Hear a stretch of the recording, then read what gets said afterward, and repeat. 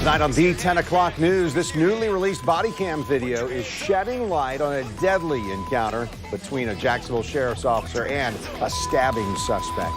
That encounter happened in the Lake Forest neighborhood on Sunday, August 6th. 29-year-old Juan Johnson died in the hospital after being shot in the chest by an officer. That officer was also hurt.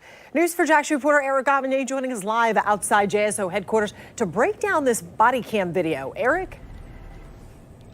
Well, Joy, it all began as a 911 call to police about a man who stabbed another man and possibly a dog. By the time the responding officer arrived on scene, the situation escalated from a information gathering to the use of deadly force. The body cam video begins after an officer responds to multiple calls about a knife-wielding man on Pickett Street. All the officer knows at this point is that the suspect may have stabbed a dog and a person. Where's he at?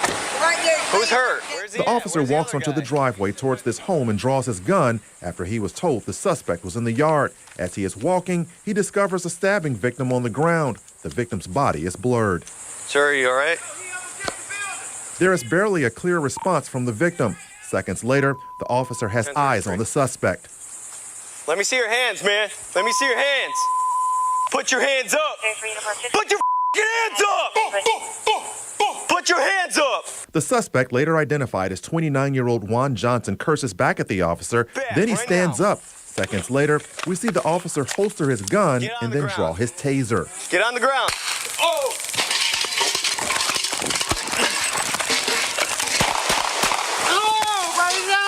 We paused the video because those 3 gunshots from the officer's gun killed Johnson. Prior to the shooting, the officer fired his taser. Johnson went down, but got right back up as if the taser had no effect on him. Johnson is then seen on video picking up a metal bucket and throwing it at the officer and striking him in the arm while continuing to come at the officer. That's when the officer drops his taser while retreating backward and draws his gun and fires 3 shots. Johnson was hit in the chest. He later died at the hospital. The man he was accused of stabbing was pronounced dead at the scene. Police say this is the knife that Johnson used to kill the victim.